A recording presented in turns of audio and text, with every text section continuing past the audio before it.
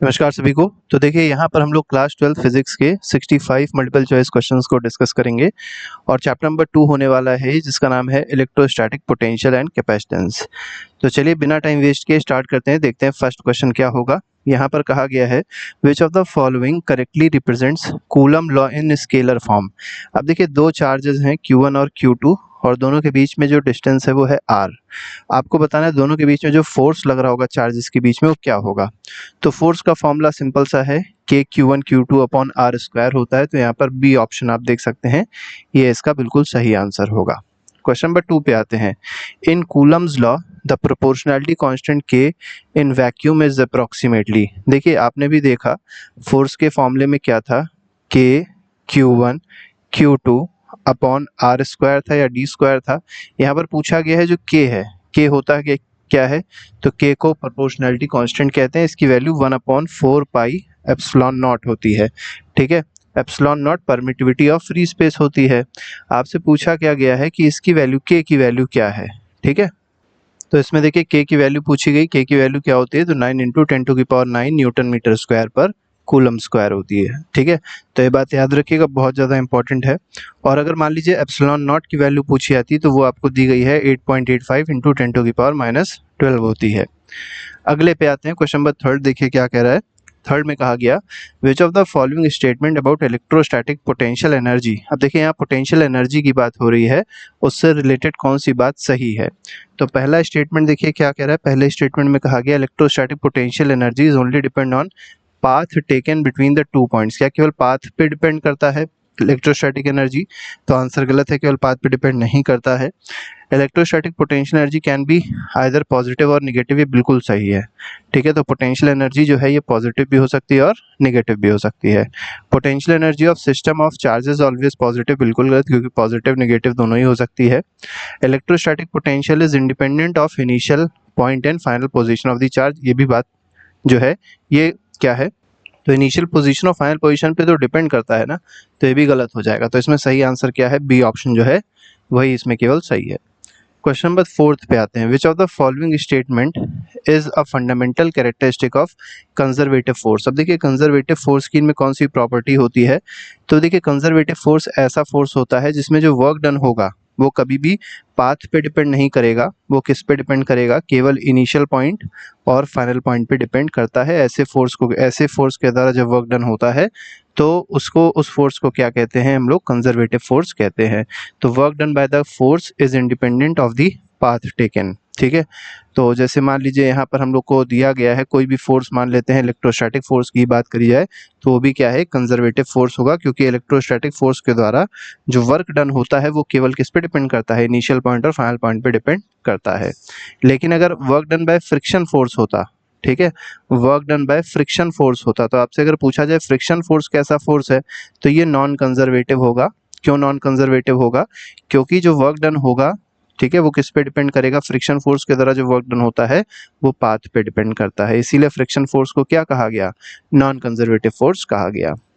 Question number 5 पे आते हैं। फिफ्थ क्वेश्चन देखिए क्या कह रहा है। फिफ्थ क्वेश्चन में कहा गया which of the following electrostatic potential eight point P। तो देखिए एक पॉइंट P है, मान के चलते हैं पॉइंट P है और ये आपका चार्ज यहाँ पर रखा गया है, Q चार्ज है। लोकेटेड एट ओरिजिन मतलब ये 0,0 पे रखा हुआ है। अब आपको क्या बताना है, अब जैसे मान के चलते दोनों के बीच में वो डिस्टेंस है P और इसके बीच में वो R ले ली गई है, तो इलेक्ट्रोस्टैटिक पोटेंशियल बताना है P पॉइंट पे इलेक्ट्रोस्टैटिक पोटेंशियल क्या होगा। तो सिंपल सा फॉर्मूला है, V का फॉर्मूला क्या होता है, 1/4 pi epsilon not into Q/R हो जाएगा। ठीक है, तो यहाँ पर कैपिटल R इसको मान लेते हैं, तो Q जो चार्ज हो जाएगा, R जो डिस्टेंस हो जाएगी, तो Q/R मतलब ए ऑप्शन बिल्कुल सही है इसका। 6 पे आते हैं। Why does the potential energy difference between 2 points R and P in an electric field represent। अब देखिए यहाँ पर क्या पूछा गया, जो पोटेंशियल एनर्जी होती है किसी दो पॉइंट्स के बीच में, R और P के बीच में, दो मतलब R और P दो पॉइंट्स हैं, उनके बीच में जो पोटेंशियल एनर्जी होगी ये क्या रिप्रेजेंट करती है, ये आपको यहाँ पर बताना है। तो पोटेंशियल एनर्जी मेनली क्या रिप्रेजेंट करती है कि एक चार्ज Q को उठा के कहाँ से कहाँ तक रख दिया गया, R से P तक रखा गया, तो जो वर्क डन करना पड़ा उसी को पोटेंशियल एनर्जी के फॉर्म में हम लोग कहेंगे। ठीक है, तो यहाँ पर बी ऑप्शन बिल्कुल सही है। 7th पे आते हैं। Which of the following correctly describes the nature of work done by electrostatic field. अब देखिए इलेक्ट्रोस्टैटिक फील्ड के द्वारा जो वर्क डन होगा वो कैसा होगा, तो वो पॉजिटिव भी हो सकता है, नेगेटिव भी हो सकता है, जीरो भी हो सकता है। सी ऑप्शन इसमें बिल्कुल सही है। क्वेश्चन नंबर 8 पे आते हैं। अब 8th क्वेश्चन थोड़ा सा अच्छा क्वेश्चन है, इसमें देखिए फॉर्मूला जब दे दिया था क्वेश्चन में तो थोड़ा इंपॉर्टेंट बन जाता है। तो इसमें क्या कहा गया है कि the equation of electrostatic potential V at point Q located at origin is given by V is equal to 1/4 pi epsilon naught Q by R। अभी जो आपको बताया था वही सेम फॉर्मूला है। If Q is less than 0, अब Q की value क्या है, 0 है, मतलब नेगेटिव चार्ज है। What can we infer about the potential V at a point? तो V जो होता है ये कभी निगेटिव नहीं हो सकता, ये हमेशा क्या रहता है, ये हमेशा पॉजिटिव रहता जब इसमें चार्ज जो है, क्योंकि यहाँ पर चार्ज आप देख सकते हैं निगेटिव दिया गया है, क्योंकि Q की वैल्यू निगेटिव दे दी गई तो जो V की वैल्यू हो जाएगी वो क्या हो जाएगी 1/4 पाई एप्सिलॉन नॉट, ठीक है, और यह हो जाएगा -Q बाई R हो जाएगा। तो V की वैल्यू क्या आ जाएगी, नेगेटिव आ जाएगी। चार्ज पॉजिटिव होता है तो V की वैल्यू पॉजिटिव आया थी। हालांकि V जो याद रखिएगा, V जो है वेक्टर क्वांटिटी नहीं है, स्केलर क्वांटिटी है, ठीक है। तो डायरेक्शन वायरेक्शन का इसमें कोई मतलब नहीं होता, ये केवल एक मैग्नीट्यूड टाइप का है, निगेटिव मैग्नीट्यूड है इसका। तो यहाँ पर सी ऑप्शन फिलहाल सही होगा। अगले पे आते हैं। The work done by external force in bringing a unit positive charge from infinity to a point near charge Q is. अब देखिए यहाँ पर आपसे क्या पूछा गया, वर्क डन जो है वो क्या होगा, ठीक है। तो देखिए सिंपल सी बात है, वर्क डन जो है वही पोटेंशियल एनर्जी होती है, फॉर्मूला हमको पता है 1/4 पाई एप्सिलॉन नॉट, ठीक है, इंटू Q अपॉन, ठीक है, Q रहेगा और एक टेस्ट चार्ज रहेगा Q नॉट अपॉन क्या हो जाएगा R हो जाएगा। टेस्ट चार्ज जो पॉजिटिव ही रहेगा और ये अगर Q जो चार्ज है, ठीक है, ये अगर पॉजिटिव है तो इसका मतलब, अब क्योंकि Q की वैल्यू पॉजिटिव दी गई है आपको, तो यहाँ पर पूछा क्या गया है, तो Q पॉजिटिव, यहाँ पर क्या कहा गया कि वर्क डन क्या होने वाला है, ठीक है, bringing a unit positive charge from infinity to a point near charge Q। अब देखिए यहाँ पर Q दे दिया गया, तो Q से आपको समझ जाना है कि कौन सा Q है, तो पॉजिटिव Q है तो पॉजिटिव होगा, ठीक है, वर्क डन भी क्या हो जाएगा, पॉजिटिव होगा। जब ये जो Q की वैल्यू होगी ग्रेटर देन 0 होगी, मतलब जब वो पॉजिटिव होगी। अगले पे आते हैं, अगला क्वेश्चन देखेंगे। क्वेश्चन नंबर 10 देखिए क्या कह रहा है। The potential due to electric dipole at point on its axis. तो देखिए एक्सिस पे पोटेंशियल डाइपोल का फॉर्मूला ये है, हो सकता है आपको एग्जाम में फॉर्मूला ना दिया हो, आपको फॉर्मूला होना चाहिए कि एक्सिस पे इलेक्ट्रिक डाइपोल पे जो पोटेंशियल होता है वो क्या होता है, इलेक्ट्रिक डाइपोल का पोटेंशियल एक्सियल पॉइंट पे क्या होता है, ठीक है। For a point on equatorial plane of the dipole theta is equal to 0 the potential V is. अब आपको बताना है यहाँ पर V क्या होने वाला है, कौन सा पॉइंट दिया गया है आपको, अब इक्वेटोरियल पॉइंट दिया गया, मतलब थीटा की वैल्यू 0 दे दी गई है, ठीक है। तो देखिए सिंपल सा एक बेसिक सा फॉर्मूला दिया गया है P/R²। अब यहाँ पर जो इक्वेटोरियल पॉइंट है, इक्वेटोरियल पॉइंट के लिए थीटा की वैल्यू 90 है, तो cos 90 यहाँ बन जाएगा, और cos 90 की वैल्यू क्या होती है, 0 होती है, ठीक है। तो इसका मतलब क्या हो गया कि इक्वेटोरियल पॉइंट पे जब आप इस फॉर्मूले को रखेंगे, जनरल फॉर्मूला है, जब आप इस फॉर्मूले को रखेंगे तो आपका आंसर क्या आ जाएगा, ये आ जाएगा 0, ठीक है, क्योंकि cos थीटा मल्टीप्लाई हो रहा है, तो यहाँ पर जो पोटेंशियल मिलेगा, इलेक्ट्रिक पोटेंशियल, वो 0 मिलेगा। क्वेश्चन नंबर 11 पे आते हैं। Which of the following statement is correctly describes the potential due to electric dipole at a point in space. अब देखिए कोई भी जगह पे अगर इलेक्ट्रिक डाइपोल है तो वो किस पे डिपेंड करेगा, मेनली आपसे ये चीज़ पूछना चाह रहा है। तो आपने ऊपर फॉर्मूला देख ही लिया था, फॉर्मूले में आपने क्या देखा एक बार फिर से देख लीजिए, 1/4 pi epsilon not P cos theta upon R² आपने देखा। तो इसका मतलब क्या है, depends only on the distance. क्या केवल R पे डिपेंड कर रहा है, नहीं, R पे डिपेंड कर रहा है, और किस पे डिपेंड कर रहा है, एंगल थीटा पे डिपेंड कर रहा है with respect to dipole axis. तो यहाँ पर बी ऑप्शन बिल्कुल सही है, ठीक है। हालांकि डिपेंड P पे भी कर रहा है, लेकिन हम लोग फिलहाल यही दोनों ऑप्शन मान के चलेंगे, ठीक है। अगले पे आते हैं, क्वेश्चन नंबर 12 देखेंगे। For a system of charges. अब देखिए यहाँ पर आपको क्या कहा गया है कि सिस्टम ऑफ चार्जेस है, मतलब कॉम्बिनेशन ऑफ कई सारे चार्जेस हैं। अब इसमें क्या आपको बताना है, चार्जेस जो हैं Q1 Q2 Qn तक हैं, और कहाँ कहाँ लोकेटेड हैं, तो R1 point, R2 point, Rn point तक ये लोकेटेड हैं। इलेक्ट्रोस्टैटिक पोटेंशियल आपसे पूछा गया है, पॉइंट P पे क्या होगा, बाय गिवन सुपरपोजिशन प्रिंसिपल। तो इलेक्ट्रोस्टैटिक पोटेंशियल के लिए क्या करना होता है, सारे चार्जेस को हमको डायरेक्टली ऐड कर देना होता है और कुछ नहीं करना है। तो कैसे पता चलेगा, तो ऐड करने के लिए आपको पता होगा सिग्मा यूज किया जाता है, समेशन यूज किया जाता है, 1/4 pi epsilon naught as it is उतार दिया, ठीक है। और आपको फॉर्मूला पता ही है, Q बाई R होता है, ठीक है, तो यहाँ पे अगर क्यू आई और आर आई लिख दिया जाए और आई को कहाँ से कहाँ तक लेके जाना है, 1 से लेके n तक लेके जाएंगे, I going from 1 to n, क्योंकि यहाँ पर भी आई है और यहाँ पर भी आई है, तो I going from 1 to n, मतलब ए ऑप्शन जो है बिल्कुल सही दिया गया है। ठीक है, क्यू बाई आर ही होगा, वी क्योंकि बताना था। अगले पे आते हैं, क्वेश्चन नंबर 13 देखेंगे, the electrostatic potential at a point outside a uniformly charged spherical shell. अब देखिए यूनिफॉर्मली चार्ज स्फेरिकल शेल है, अब आपको बताना है कि इलेक्ट्रोस्टैटिक पोटेंशियल जैसे मान के चलते हैं ये यूनिफॉर्मली चार्ज स्फेरिकल शेल है, शेल मतलब अंदर से हॉलो है। अब आपको बताना है जो इलेक्ट्रोस्टैटिक पोटेंशियल होगा पॉइंट आउटसाइड, यहाँ मान लीजिए पूछा जाए आपसे इलेक्ट्रोस्टैटिक पोटेंशियल क्या होगा, ठीक है, तो देखिए ये बिल्कुल उसके बराबर होगा कि पूरे चार्ज को क्या मान लिया जाए, अभी कहा गया था कि यूनिफॉर्मली चार्ज डिस्ट्रीब्यूशन है, पूरा चार्ज मान लिया जाए कि एक ही पॉइंट पे सेंटर पे है, तो जो पोटेंशियल इस केस में होगा वही पोटेंशियल आपको हॉलो स्फेरिकल शेल के केस में मिलेगा, तो यहाँ पर बी ऑप्शन बिल्कुल सही होगा, same as if the entire charge were concentrated at the centre of the shell.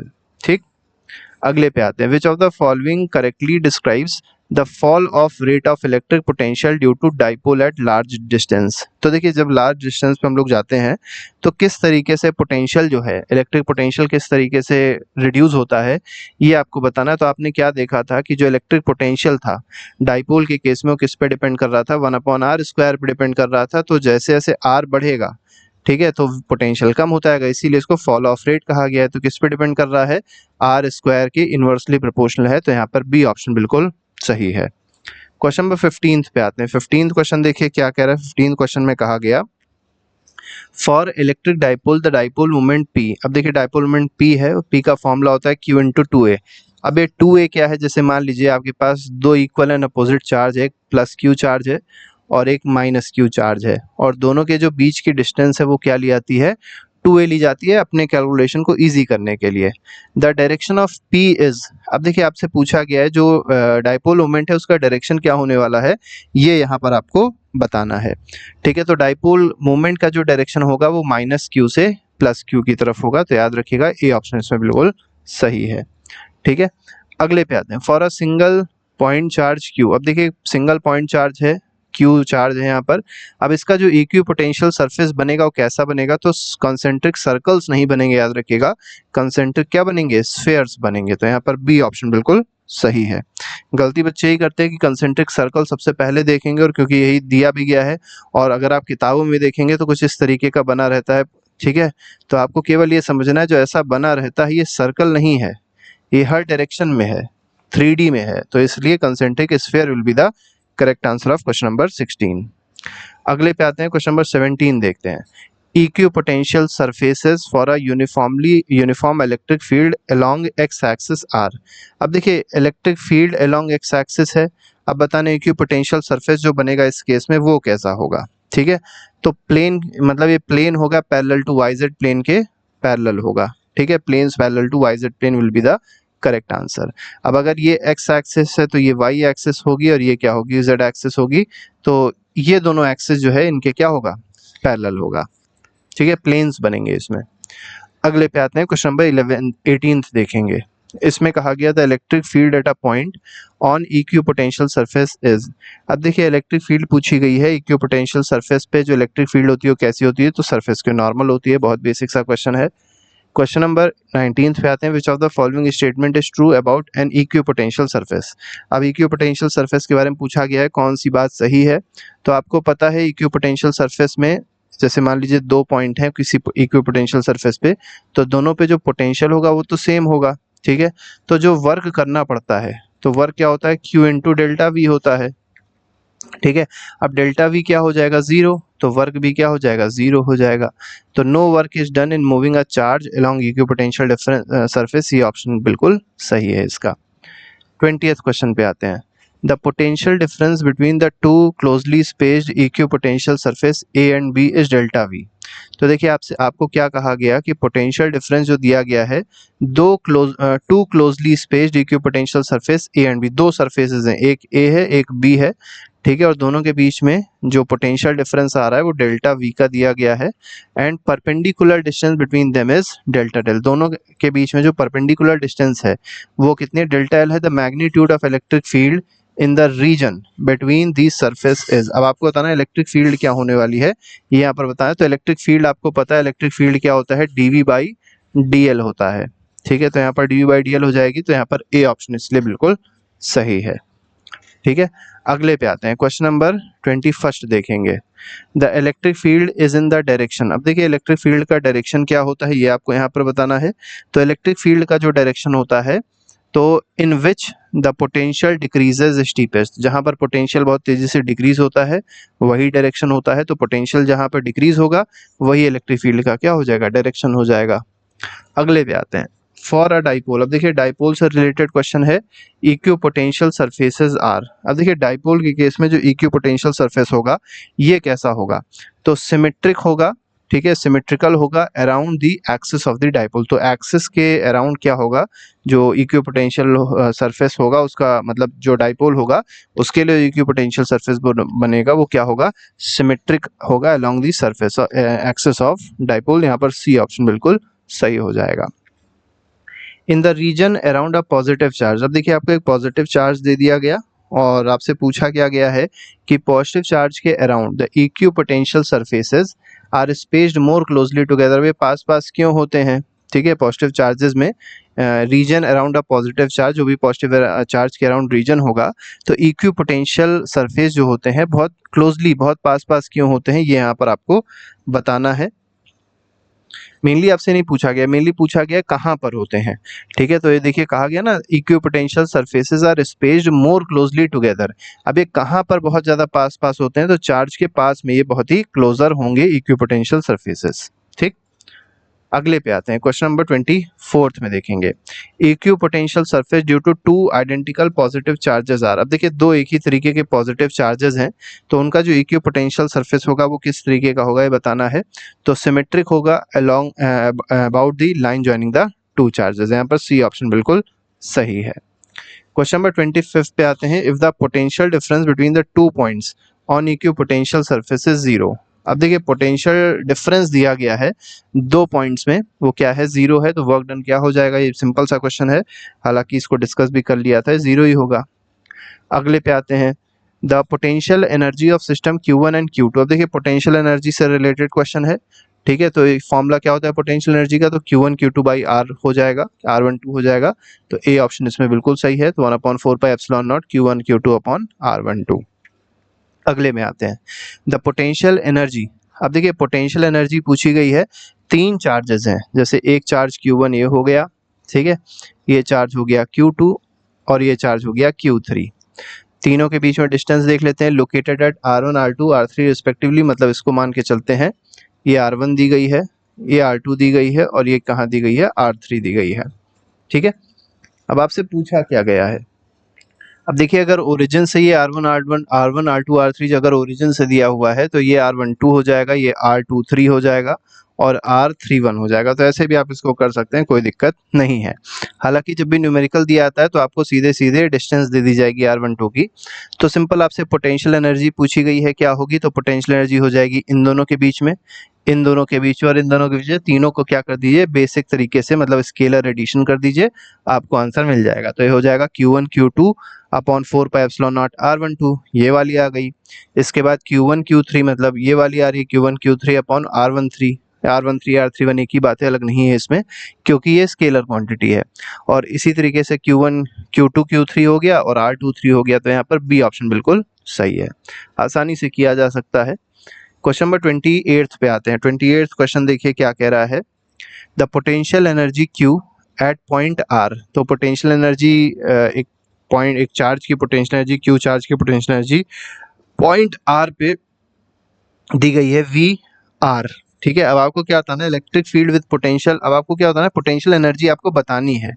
ठीक है, ये आपको पोटेंशियल दिया गया है, आपको क्या बतानी है, इलेक्ट्रिक फील्ड बतानी है, आपको पोटेंशियल एनर्जी बतानी क्या होगी। तो पोटेंशियल एनर्जी सिंपल सी बात है, पोटेंशियल एनर्जी फॉर्मूला क्या होता है, अगर आपको यही पता है तो आप इस क्वेश्चन को कर सकते हैं। तो Q into potential at R distance, ये हो जाएगी क्या, पोटेंशियल एनर्जी। इसको U से इंडिकेट कर सकते हैं, तो Q इंटू V होता है, तो यहाँ पर बी ऑप्शन बिल्कुल सही हो जाएगा।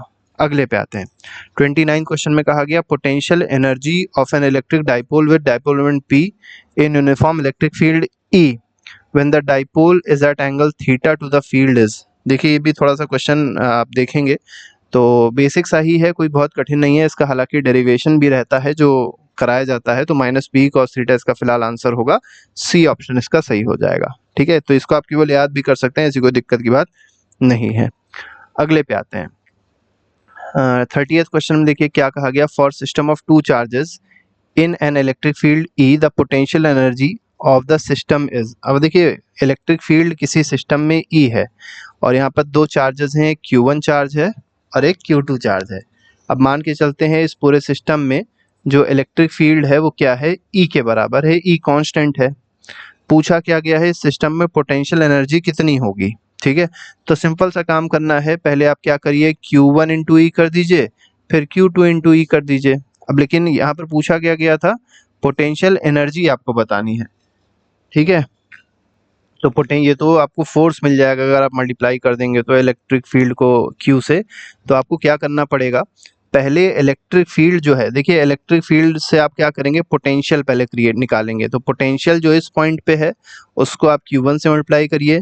ठीक है, तो ये क्या हो जाएगा, Q1 into V at point R1 हो जाएगा, R1 डिस्टेंस पे। इसी तरीके से Q2 into V eight R2 हो जाएगा, प्लस जो दोनों के बीच में एनर्जी है वो भी ऐड करी जाएगी। तो तीनों को जब आप जोड़ देंगे तो आपको पोटेंशियल एनर्जी मिल जाएगी। तो इसलिए ए ऑप्शन जो है वो उसमें सही है। ठीक है, याद रखिएगा तीन चीजें ऐड हो रही हैं। पहला, इस चार्ज की जो पोटेंशियल है, इस चार्ज पे जो पोटेंशियल आया उसको जब Q से मल्टीप्लाई किया तो हमको एक पोटेंशियल एनर्जी मिली।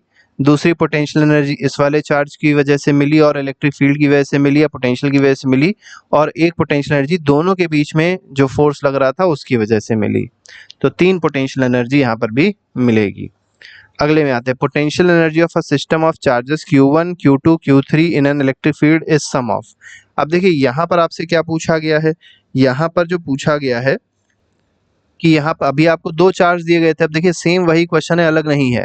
ये Q1 दे दिया गया, ये Q2 दे दिया गया, ये Q3 दे दिया गया। ठीक है, क्या कहा गया है, एक एक्सटर्नल इलेक्ट्रिक फील्ड में ये सारे चार्ज हैं। अब आपको क्या बताना है कि जो पोटेंशियल एनर्जी होगी वो क्या होने वाली है। तो पहले तो पोटेंशियल एनर्जी जो इंटरैक्शन से आ रही है वो हो जाएगी, मतलब Q1 Q2 बाई R12 1/4 पे एप्सिलॉन नॉट, दूसरा Q1 Q3 अपॉन 4 पे एप्सिलॉन नॉट R13, और तीसरा हो जाएगा Q2 Q3 upon epsilon not 4 pi epsilon not R23। ये तो हो गई सिंपल वाली। लेकिन इसके अलावा V into Q1, V at potential R1 into Q1 भी होगी, plus V at potential V at R2 into Q2 होगी, plus V at point R3 into क्या हो जाएगी, Q3 हो जाएगी। तो मतलब 6 एनर्जीज इसमें ऐड होंगी। तो इसलिए क्या ऑप्शन होगा इसमें, सी ऑप्शन बिल्कुल सही हो जाएगा। तो देखिए कहा भी गया है potential energy of each charge in the field. तो पोटेंशियल एनर्जी हर एक चार्ज की जो फील्ड में होगी वो, फिर जो इंटरेक्शन हो रहा है सबके बीच में उसकी वजह से भी जो एनर्जी होगी वो भी ऐड हो जाएगी। अगले पे आते हैं, क्वेश्चन नंबर 32 देखेंगे। 32 में कहा गया work done in bringing a charge Q। अब देखिए सिंपल सी बात है बहुत, कि यहाँ पर आपसे पूछा गया है कि क्या वर्क डन करना पड़ेगा जब चार्ज को Q पॉइंट, मतलब Q चार्ज को कहाँ से उठाया गया है, इन्फिनिटी से उठाया गया, पॉइंट P पर लाया गया है एक्सटर्नल इलेक्ट्रिक फील्ड E में। अब देखिए एक्सटर्नल इलेक्ट्रिक फील्ड ई से आपको खास कोई मतलब नहीं है, आपको केवल याद रखना है वर्क डन निकालना है। वर्क डन क्या है, यही पोटेंशियल एनर्जी है, और ये क्या होता है Q into V at point P। ठीक है, जिस पॉइंट पे निकालना है उस पॉइंट पे पोटेंशियल देख लीजिए, जिस चार्ज को लेके आना था उसको देख लीजिए, दोनों मल्टीप्लाई कर दिया, आपको पोटेंशियल एनर्जी मिल जाएगी। अगर आपने Q इंटू ई कर दिया तो आपको फोर्स मिलेगा। ठीक है, ये पोटेंशियल एनर्जी नहीं देगी, याद रखिएगा। अगले पे आते हैं, if a charge Q is moved from A to B in electric field E the change in potential energy. अब देखिए वही सेम क्वेश्चन है। अब आपको यहाँ पर क्या पूछा गया है कि चेंज इन पोटेंशियल एनर्जी क्या हो जाएगी। तो चेंज इन पोटेंशियल एनर्जी बहुत सिंपल सी है, जैसे भी हमने आपको बताया था सेम उसी तरीके का ही है। कहाँ से कहाँ लेके जा रहे हैं, तो इनिशियल पॉइंट A है, फाइनल पॉइंट B है। अब चेंज का मतलब क्या होता है, फाइनल माइनस इनिशियल। ठीक है, तो आपको क्या करना होगा, Q तो एक ही में होगा, Q चार्ज को रिमूव करा तो Q आप कॉमन ले सकते हैं। पोटेंशियल किस पॉइंट पे देख लीजिए, B पॉइंट पे, माइनस पोटेंशियल के इस पॉइंट पे देख लीजिए ए पॉइंट पे, दोनों को सब्ट्रैक्ट कर दीजिए, Q से मल्टीप्लाई कर दीजिए, ये आपको क्या मिल जाएगी, पोटेंशियल एनर्जी मिल जाएगी। तो इसलिए डी ऑप्शन इसका क्या हो जाएगा, बिल्कुल सही हो जाएगा। ठीक, अगले पे आते हैं, क्वेश्चन नंबर 34 देखेंगे। 34 क्वेश्चन देखिए क्या कह रहा है, the potential energy of a dipole. अब डाइपोल की पोटेंशियल एनर्जी पूछी गई है in a non uniform electric field depends on. अब देखिए यहाँ पर जो इलेक्ट्रिक फील्ड दी गई है यूनिफॉर्म नहीं है, नॉन यूनिफॉर्म है, किस पे डिपेंड करेगी? तो ये देखिए डाइपोल मोमेंट पे तो डिपेंड करेगी ही करेगी, और इलेक्ट्रिक फील्ड का ग्रेडियंट, ग्रेडियंट मतलब जो चेंज हो रहा है इलेक्ट्रिक फील्ड में, उस पर भी डिपेंड करती है। तो यहाँ पर सी ऑप्शन फिलहाल सही होगा। अगले पे आते हैं, क्वेश्चन नंबर 35 देखेंगे। 35 क्वेश्चन में देखिए क्या कहा गया है, for a system of charges in an electric external electric field the potential energy is minimum when. अब देखिए सिस्टम ऑफ चार्जेस है, मतलब कई सारे चार्जेस हैं। अब आपसे पूछा गया है कि एक्सटर्नल इलेक्ट्रिक फील्ड में अगर सिस्टम ऑफ चार्जेस को रख दिया जाए तो पोटेंशियल एनर्जी जो मिनिमम होगी वो कहाँ पर होगी? ठीक है, तो मिनिमम पोटेंशियल एनर्जी कहाँ पर होगी? All charges are aligned along the direction of electric field. ठीक है, तो कहाँ पर होगी? जहां पर सारे सारे चार्ज अलाइंड होंगे in the direction of electric field में। तो यहाँ पर सी ऑप्शन बिल्कुल सही है 35th क्वेश्चन का। 36th क्वेश्चन पे आते हैं। 36th क्वेश्चन में देखेंगे, इनसाइड अ कंडक्टर। देखिए किसी कंडक्टर के अंदर, कोई हॉलो कंडक्टर है, उसके अंदर आपसे पूछा गया है इलेक्ट्रिक फील्ड या इलेक्ट्रोस्टैटिक फील्ड जो होती है वो क्या होती है? तो ये जीरो होती है हर जगह पे। ठीक है, सिंपल सा क्वेश्चन था। At surface of charge conductor the electrostatic field must be. अब देखिए सरफेस, कोई चार्ज कंडक्टर है, इसके सरफेस पे इलेक्ट्रिक फील्ड क्या होने वाली है ये आपसे पूछा गया है। तो ये हमेशा नॉर्मल टू द सरफेस होगी। कैसी होगी? नॉर्मल टू दी, नॉर्मल तो परपेंडिकुलर होगी उस सरफेस पे। ठीक है, सरफेस के परपेंडिकुलर होती है। 38th क्वेश्चन पे आते हैं। इसमें कहा गया, in static situation the any excess charge in a conductor resides. अब देखिए स्टैटिक सिचुएशन है तो जो भी चार्जेस होते हैं कंडक्टर पे वो हमेशा कहाँ होते हैं? सरफेस पे, आउटर सरफेस पे होते हैं, मतलब बाहर होते हैं कंडक्टर के, याद रखिएगा। ठीक है, बहुत इंपॉर्टेंट क्वेश्चन है। ठीक है, तो इसमें बी ऑप्शन बिल्कुल सही होगा 38th का। 39th पे आते हैं। 39th क्वेश्चन देखेंगे, the electrostatic potential inside a conductor is. अब देखिए इलेक्ट्रोस्टैटिक पोटेंशियल पूछा गया है, कंडक्टर के अंदर जो इलेक्ट्रोस्टैटिक पोटेंशियल होता है वो क्या होता है? ठीक है, तो इलेक्ट्रोस्टैटिक पोटेंशियल जो कंडक्टर में होता है ये थ्रू आउट दी वॉल्यूम क्या रहता है? कांस्टेंट रहता है। और कहाँ पर रहता है? सरफेस पे रहता है, बता ही दिया था। बस याद रखिएगा थ्रू आउट द वॉल्यूम में क्या रहता है? हमेशा कांस्टेंट रहता है इलेक्ट्रोस्टैटिक पोटेंशियल। ठीक है, और रहता कहाँ पर है? मेनली सरफेस पे रहता है। अगले पे आते हैं, the electric field just outside the surface of charge conductor. अब देखिए कोई भी चार्ज कंडक्टर है और उसके मतलब उससे जो इलेक्ट्रिक फील्ड निकल रही है, जो इलेक्ट्रिक फील्ड उस चार्ज कंडक्टर से निकल रही है जस्ट आउटसाइड, मतलब जैसे ही आप बाहर निकलेंगे तो उसके बाद उस चार्ज कंडक्टर के बाहर जो इलेक्ट्रिक फील्ड निकल रही है उसका फॉर्मूला क्या होता है? तो सिग्मा बाई एप्सिलॉन नॉट होता है। तो इसलिए ए ऑप्शन बिल्कुल सही हो जाएगा। क्वेश्चन नंबर 41 पे आता है, इलेक्ट्रोस्टैटिक शील्डिंग इंप्लाइज। अब देखिए इलेक्ट्रोस्टैटिक शील्डिंग का मतलब क्या होता है, मेनली आपसे इस क्वेश्चन में पूछा गया है। Implies that electric field inside a cavity with in a conductor क्या होती है? जीरो होती है, इसी को इलेक्ट्रोस्टैटिक शील्डिंग कहते हैं। ठीक है, इसके हालांकि कुछ एप्लीकेशंस भी हैं, वो इतनी इंपॉर्टेंट नहीं है। जैसे आपने देखा होगा जब बहुत ज़्यादा इलेक्ट्रिक डिस्चार्जेस हो रहे होते हैं, मतलब थंडर स्टॉर्म आ रहा है, ठीक है, तो कहा जाता है कार के अंदर बैठिए और खिड़की उड़की क्या कर लिए? बंद कर लिए, क्योंकि अंदर जो इलेक्ट्रिक फील्ड होगी वो क्या हो जाएगी? जीरो हो जाएगी। ठीक है, तो कभी भी जो भी इलेक्ट्रिक करंट का डिस्चार्ज होता है कभी अंदर नहीं आ सकता। क्वेश्चन नंबर 42 पे आते हैं, when dielectric is placed in electric field it. अब देखिए डाइलेक्ट्रिक को कहाँ रख दिया गया? इलेक्ट्रिक फील्ड में रख दिया गया, तो क्या होने वाला है? तो ये पोलराइज हो जाएगा, डाइलेक्ट्रिक जो होगा पोलराइज हो जाएगा, मतलब उसमें पॉजिटिव और निगेटिव चार्ज डेवलप हो जाएंगे। अगले पे आते हैं, 43rd में कहा गया इन अ नॉन पोलर मॉलिक्यूल। ठीक है, the centre of positive and negative charge. अब देखिए कोई भी नॉन पोलर मॉलिक्यूल है, ठीक है, नॉन पोलर मॉलिक्यूल का मतलब उसमें कोई पोल्स नहीं है। ठीक है, या ये कह सकते हैं जितने भी पोल्स हैं वो बराबर हैं, इक्वेट हो गए, खत्म हो गए। ठीक, बताना क्या है आपको कि जो centre of positive negative charge होता है वो कहाँ होता है? तो ये एक दूसरे के ऊपर ही होगा, कोइंसाइड करेगा। ठीक, एक ही जगह पे होते हैं।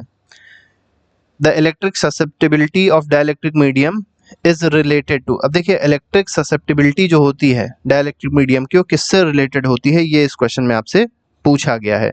तो ये रिलेटेड होती है पोलराइजेबिलिटी ऑफ मीडियम की। ठीक है, पोलराइजेबिलिटी ऑफ मीडियम पे ये डिपेंड करती है, इससे रिलेटेड होती है ये। ठीक है, अगले पे आते हैं 45th क्वेश्चन में देखेंगे, the net dipole moment per unit volume of dielectric in the presence of electric field is called. अब देखिए नेट डाइपोल मोमेंट, ठीक है, तो डाइपोल मोमेंट को किससे रिप्रेजेंट कर रहे थे? पी से। ठीक है, अपॉन क्या कर दिया गया? वॉल्यूम कर दिया गया, पर यूनिट वॉल्यूम। किसी भी डाइलेक्ट्रिक का पी अपॉन वी जो है ये क्या रिप्रेजेंट करता है? ये पूछा गया आपसे, तो ये पोलराइजेशन को रिप्रेजेंट करता है। अगले पे आते हैं द कैपेसिटेंस। अब देखिए कैपेसिटेंस से क्वेश्चन आपको यहाँ पर मिलेंगे, अब जितने भी होंगे। The capacitance of a conductor is defined as. अब कैपेसिटेंस को कैसे डिफाइन किया था ये आपको बताना है। The ratio of charge to the potential difference. ठीक है, तो आपको पता होगा Q is equal to CV formula होता है, तो C क्या हो गया, Q अपॉन V हो गया। तो चार्ज और पोटेंशियल डिफरेंस का क्या है, एक तरीके से रेशियो है। तो इसी तरीके से हम लोग क्या कर सकते हैं, कैपेसिटेंस को डिफाइन कर सकते हैं। कैपेसिटेंस की एसआई यूनिट पूछी गई, बहुत आसान है। कैपेसिटेंस की एसआई यूनिट क्या होती है, फराड होती है। अगले पे आते हैं, which of the following expression. अब देखिए यहाँ पर आपसे पूछा गया है, पैरेलल प्लेट कैपेसिटर है और जो एरिया मतलब दोनों के बीच में जो एरिया कोइंसाइड कर रहा है वो A है, दोनों के बीच में जो पैरेलल प्लेट के बीच में जो डिस्टेंस है वो D है, वैक्यूम है। तो आपसे पूछा गया कैपेसिटेंस क्या होता है। कैपेसिटेंस का मेनली आपसे फॉर्मूला पूछा गया, तो एप्सिलॉन नॉट A/D होता है। ठीक है, तो यहाँ पर B ऑप्शन जो है वो सही हो जाएगा, कैपेसिटेंस बराबर एप्सिलॉन नॉट A/D। अगले पे आते हैं, 49 क्वेश्चन में कहा गया if charge on each plate of parallel plate capacitor Q दिया है चार्ज और साथ ही साथ पोटेंशियल डिफरेंस दिया है V। अब Q is equal to CV होता है, हम लोग ने बताया था आपको आंसर इसका, तो इसमें B ऑप्शन सही हो जाएगा, C is equal to Q/V। अगले में आते हैं, अब देखिए ये अच्छा क्वेश्चन है, आपसे पूछा गया electric field between the plates of parallel plate capacitor with charge density sigma. अब चार्ज डेंसिटी दी गई है सिग्मा, जैसे मान लीजिए ये आपके पैरेलल प्लेट कैपेसिटर्स हैं।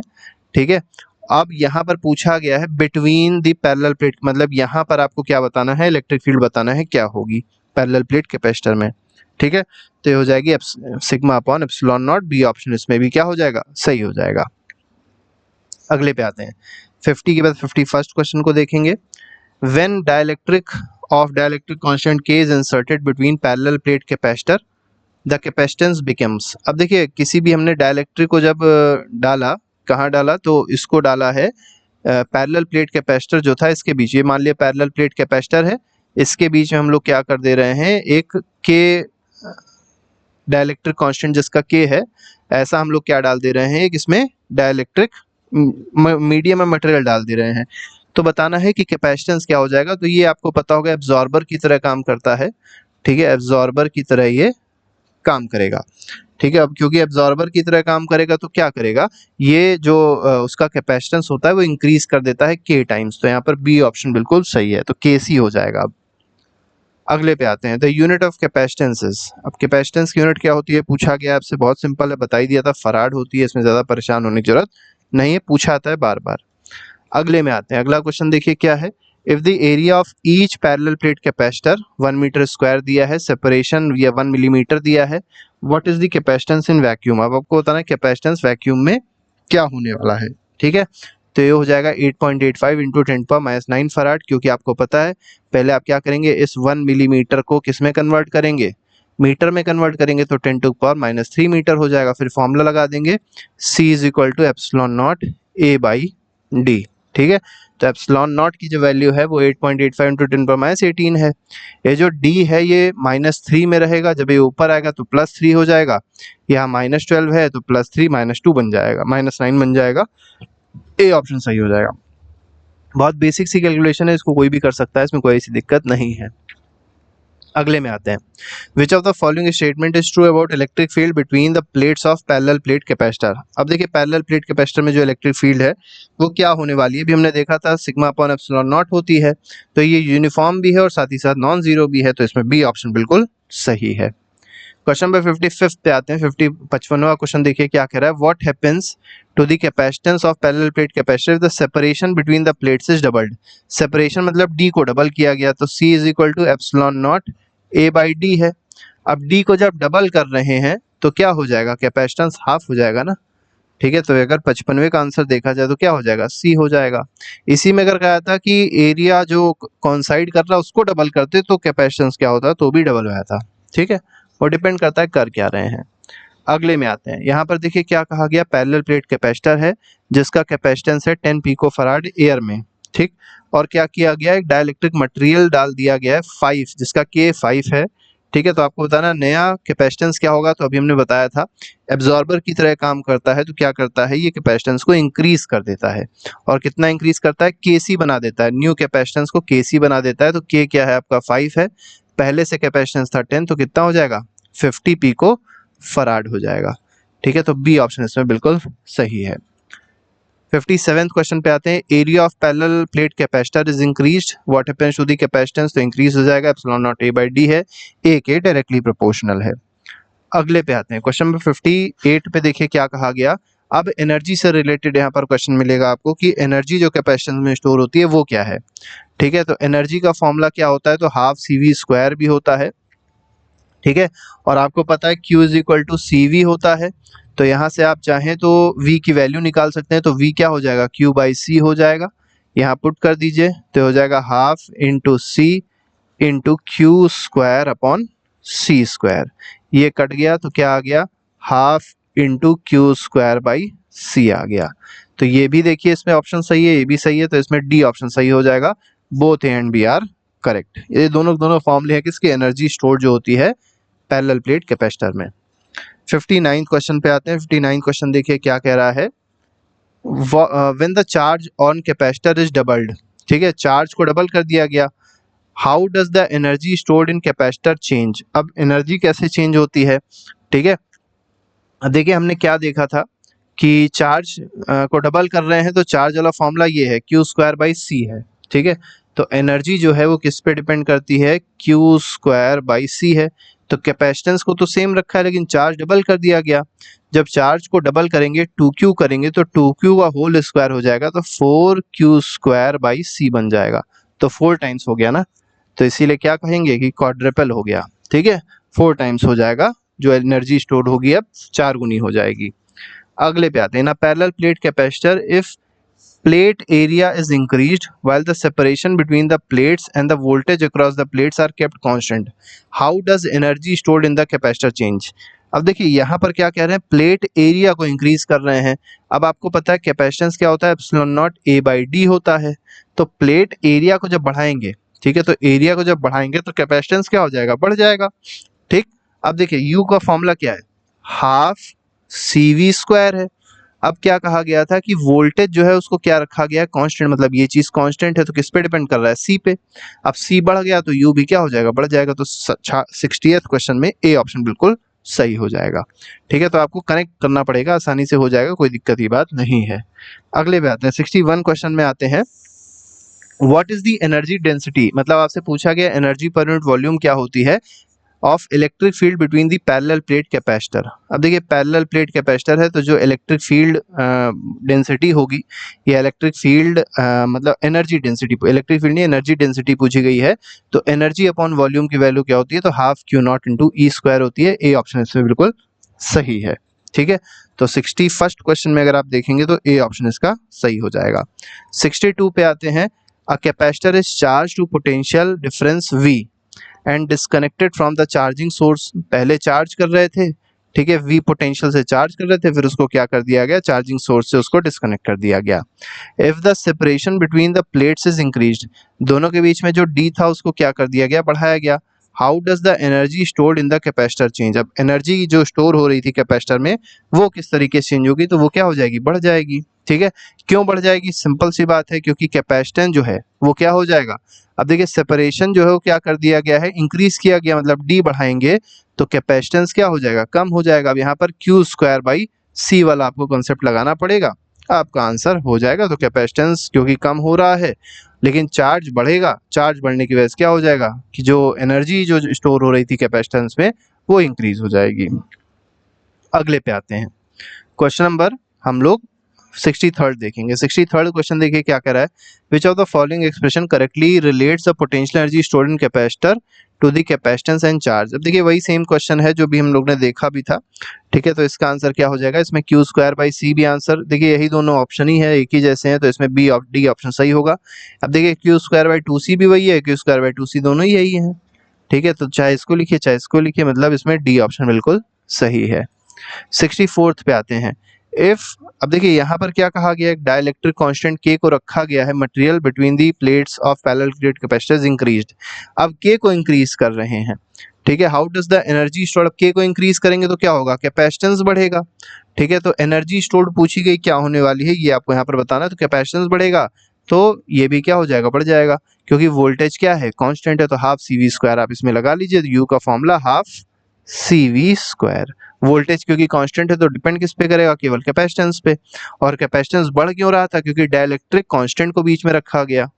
तो K की वैल्यू हमेशा ग्रेटर देन 1 होगी, इसलिए जो U होगा वो बढ़ेगा। 65th क्वेश्चन पे आते हैं। For a given charge on capacitor which configuration will result in maximum stored energy. ठीक है, तो चार्ज जो है वो कांस्टेंट है। गिवन चार्ज का मतलब होता है चार्ज को कांस्टेंट रखा गया है।